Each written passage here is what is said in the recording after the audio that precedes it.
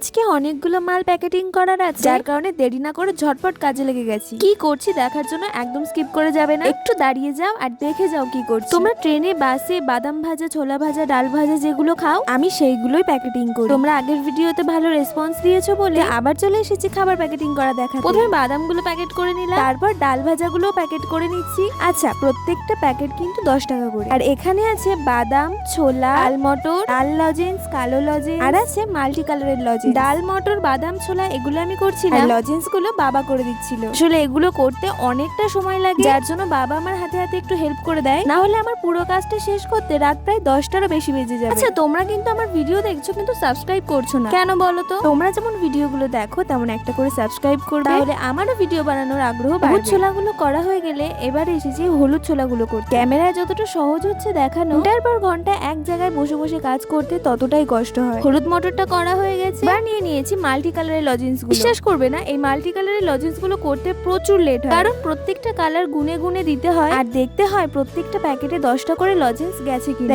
এটা করতে একটু বেশি টাইম লাগে। এই লজেন্সটাও প্রায় করা হয়ে গেছে। এই দেখো, লজেন্সের চেন গুলো দেখতে কিছুটা এরকম। চলো আজকে তোমাদের দেখিয়ে দিই পুরোটা দেখতে কেমন লাগে। তো প্রত্যেকটা খাবার ঝুলিয়ে দেখতে খানিকটা এরকম লাগে। আশা করছি তোমরা ট্রেনে বাসে সব জায়গায় দেখেই থাকবে। তো এগুলোই আমরা বাড়িতে বানাই, নিজের হাতেই আমরা তৈরি করি। ওভারঅলটা কেমন লাগছে তোমাদের কমেন্টসে অবশ্যই জানিও। আর হ্যাঁ, সাবস্ক্রাইব করতে ভুলো না।